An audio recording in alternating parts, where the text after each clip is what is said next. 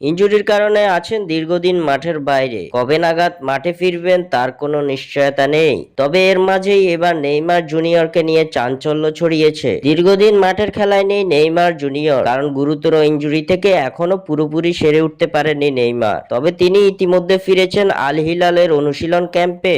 নিজেকে পরিপূর্ণভাবে ফিট করে তোলার জন্য আল হিলালের অনুশীলনে ঘাম জড়াচ্ছেন নেইমার জুনিয়র। এদিকে নেইমার অনুশীলনে ফিরলেও আল হিলাল কোচ হোর্হে জেসুস জানিয়ে দিয়েছেন চলতি বছরে নেইমারের ফেরার কোনো সম্ভাবনা নেই। 2025 সালের আগে নেইমারকে দেখা যাবে না মাঠে। তবে ব্রাজিলিয়ান এই সুপারস্টারকে নিয়ে বেশ জটিলতায় ভুগছে দলটি। সৌদি প্রো লিগের নিয়ম অনুযায়ী 21 বছরের বেশি বয়স সর্বোচ্চ 8 জনকে দলে ধরে রাখতে পারবে ক্লাবটি। নেইমারের অনুপস্থিতিতে বর্তমানে 8 জনই আছে দলটিতে। নেইমার জুনিয়রকে নিয়ে যখন বিরাজ করছে এমন অনিশ্চয়তা, তখন স্প্যানিশ দৈনিক দিয়ারিও স্পোর্তো দিয়েছে এক চাঞ্চল্যকর তথ্য।